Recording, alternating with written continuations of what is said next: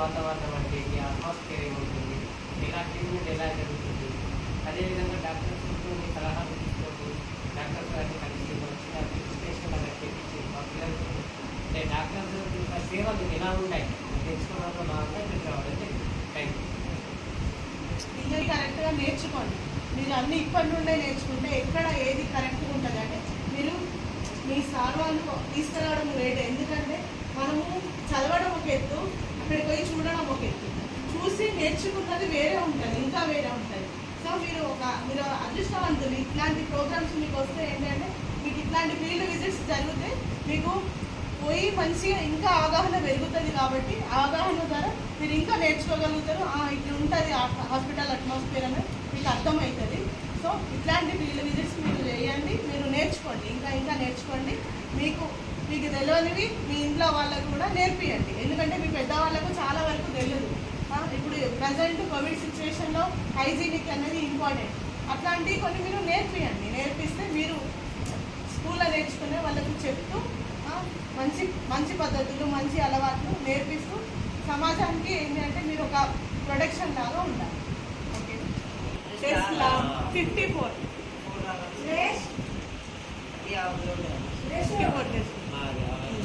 List ఉంటుంది. మరి list update రక్తం తక్కువ. You're always welcome. మీరు ఎప్పుడైనా ఎక్స్ప్లెయిన్ చేయడానికి రెడీ. మీరు ఎప్పుడు ఏదనుకున్నా రండి.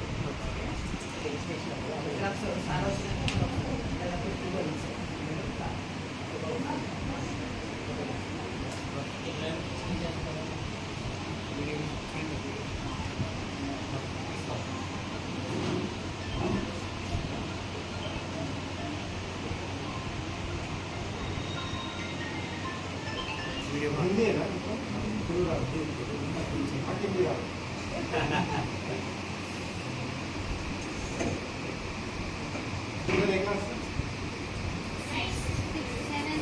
కొంతమంది తీసుకొచ్చారు క్లాస్ డాక్టర్ ఎట్లా ఉంటారు?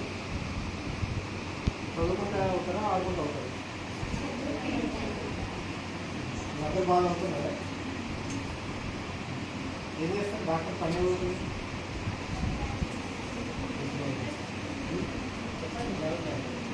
డాక్టర్ ఏం చేస్తారో చెక్ చేసుకొని వస్తారు. డాక్టర్ क्या करते हैं?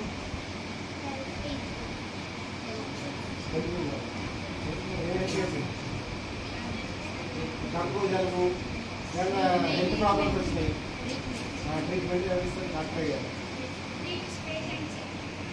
Very good. ఎవరు? Very good. ఒక డాక్టర్ పని చేయాలంటే ఎంతమంది స్టాఫ్ ఉండాలి? ఫస్ట్ టెస్ట్ చేయడానికి ఒక డాక్టర్ చూస్తారు, ఒక మందులు ఇచ్చేవాళ్ళు ఫార్మసిస్ట్. నెక్స్ట్ మిగిలిన డ్రెస్సింగ్ మెటీరియల్ కానీ ఇంకా వేరే ట్రీట్మెంట్ ఇచ్చేవాళ్ళని నర్సింగ్ ఆఫీసర్. అంటే ఈ 3-4 కలిపి వాళ్ళు హెల్ప్ చేస్తారు డాక్టర్. ఏం చదవాలి డాక్టర్ కావాలంటే?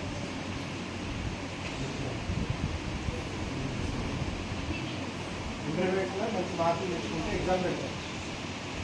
వేరే వాళ్ళకి వస్తే ఊపిరి రావడం కదా, బాగా ఏడ్చాము. అట్లా కంటిన్యూస్గా కూడా పోతే మంచి మార్క్స్ వచ్చాయి. ఫస్ట్ నుండి చెప్పాలి, ఏం పర్వాలేదు.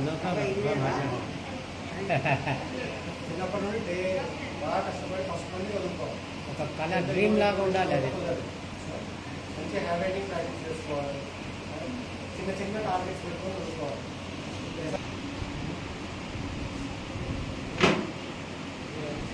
ఇవన్నీ హాస్పిటల్ చూసారా మొత్తం? ఏముంటారు మరి దీన్ని ఏమంటారు?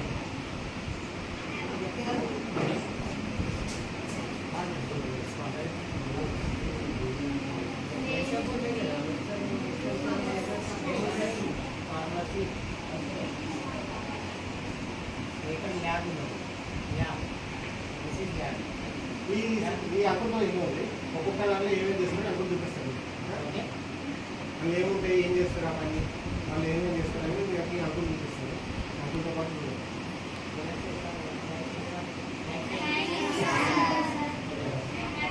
Advance happy ఎఫెక్టివ్ బాగా చదువుకోవాలి.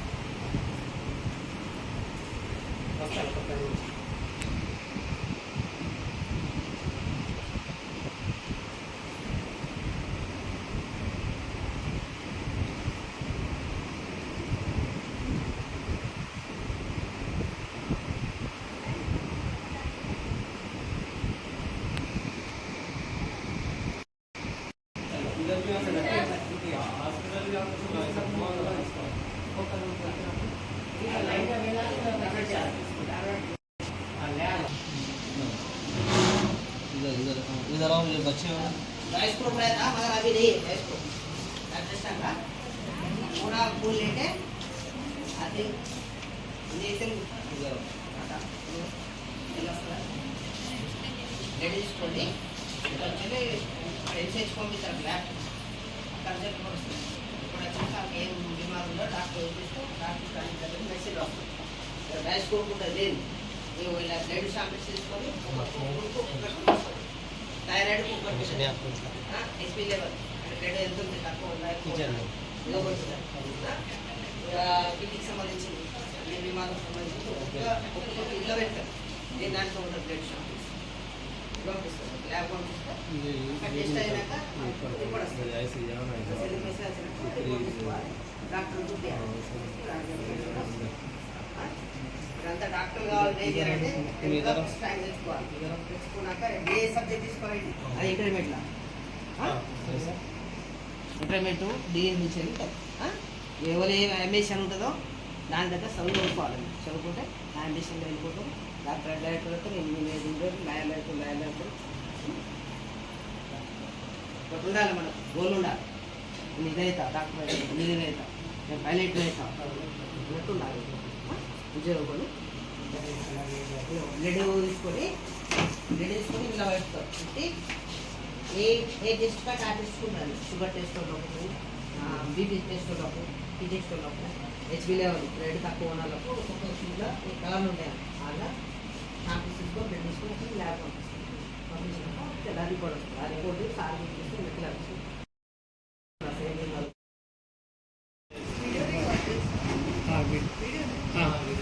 ఒక్క నిమిషం ఎక్స్ప్లెయిన్ చేయండి మేడం. Okay right. ఫస్ట్ రోగి హాస్పిటల్కి ఎందుకు వస్తారు?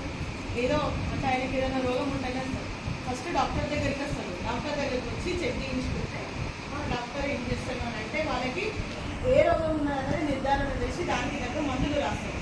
ఆ మందుల్ని మనము కరెక్ట్ పద్ధతి ప్రకారం రోగికి కరెక్ట్ వివరించి ఏది ఎప్పుడు వాడాలి, ఏది ఎట్లా వేసుకుంటే వాళ్ళకు రోగం తక్కువ అవుతుంది అన్న విషయాన్ని మనము కరెక్ట్ పద్ధతిలో అర్థమయ్యేలాగా చెప్పి వాళ్ళని వాడమని చెప్పి 1-2 సార్లు వాళ్ళకి వివరణ ఇచ్చి వాడమని చెప్పి ఇట్లా వాడాలి పొద్దున సాయంత్రము ఎప్పుడెప్పుడు ఎన్నిసార్లు వాడాలి, అది వాడినప్పుడు ఏమేమి జాగ్రత్తలు తీసుకోవాలి, ఇవన్నీ కరెక్ట్ పద్ధతిలో చెప్పి ఆ రోగికి ఒక ఏంటి అంటే సెల్ఫ్ మోటివేషన్ మనం ఇవ్వాలి అన్నట్టు. అంటే వాళ్ళకు అర్థమయ్యి వాళ్ళు వేసుకునే విధంగా మనం మోటివేషన్ ఇచ్చి వాళ్ళకు ఇది వేసుకుంటే రోగం తగ్గుతుంది అన్న ఆలోచనలు వాళ్ళకు క్రియేట్ చేసి అప్పుడు వాళ్ళకి అన్ని కరెక్ట్ వేలో అర్థం చేసుకుని మళ్ళీ ఎప్పుడు రావాలి, ఒకవేళ తగ్గకపోతే మళ్ళీ ఏం